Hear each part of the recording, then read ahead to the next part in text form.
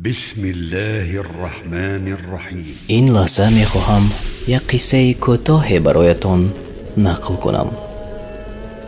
سرلوحه آن چنین است: باره این گناه کرده ای؟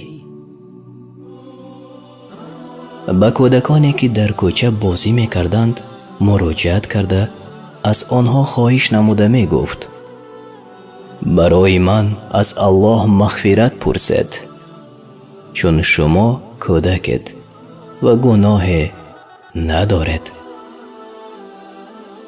به این معنی این سخنها را می گفت که دعای شما به اجابت شدن نزدیک است.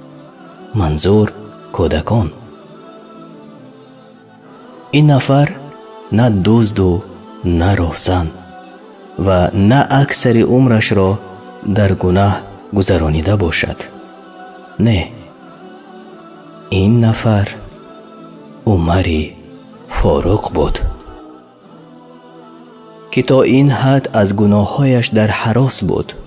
همون عمری که پیامبر صلی الله علیه و سلم در شأنش روز گفته بود: در جنت قصر دیدم، خواستم درآیم، پرسیدم از آن کیست؟ گفتند از آن عمر. ای عمر، آنجا غیرت تو یادم آمد و ندر آمدم.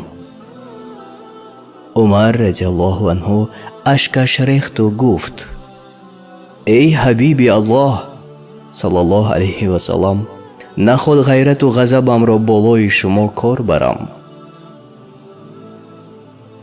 عمر فاروق با داشتن این مقام باز هم از کودکان استغفار طلب میکرد.